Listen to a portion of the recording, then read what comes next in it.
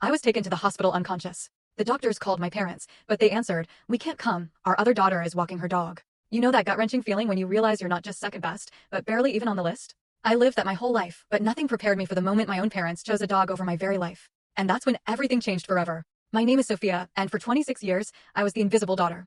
I grew up in a quiet, picture-perfect suburban neighborhood in Pennsylvania, the kind of house with a white picket fence that screamed happy family from the outside. My parents, Harold and Diana Wilson, had two girls, me, the oldest, and my sister, Victoria, who came along 3 years later. But from the moment Victoria was born, it was like a switch flipped. The world, and especially my parents, revolved around her. I remember when I was 7, I won first place in the school science fair. I was so proud, bursting through the door with my blue ribbon, ready to show them. They gave me a quick, distracted pat on the head before turning right back to Victoria, who was learning to ride her bike without training wheels. I told myself it made sense. A bike was a bigger milestone, right? But it was the start of a pattern. By the time I was 12, I was an expert at making excuses for them. When I brought home straight A's, my mom would nod approvingly, but save her enthusiastic praise for Victoria, who'd scraped a B- in art. When I qualified for the state swimming championships, my dad said he was proud, but couldn't come because Victoria had a minor cold and needed him at home. They were busy. Victoria was younger, more delicate, needed more attention. I was more independent. I could handle things on my own. I convinced myself these were all perfectly reasonable explanations for why my achievements seemed to vanish into thin air while Victoria got celebrated for the smallest things.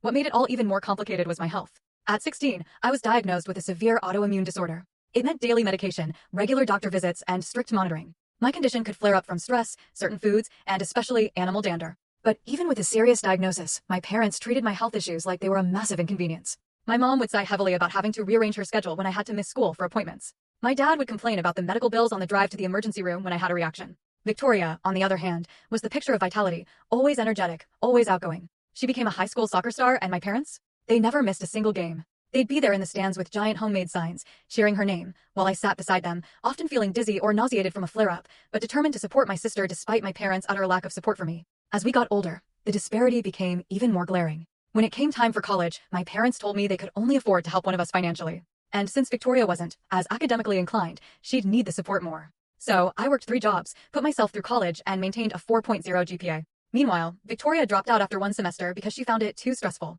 And my parents? They comforted her by buying her a brand new car. Despite all of this, a desperate part of me clung to hope.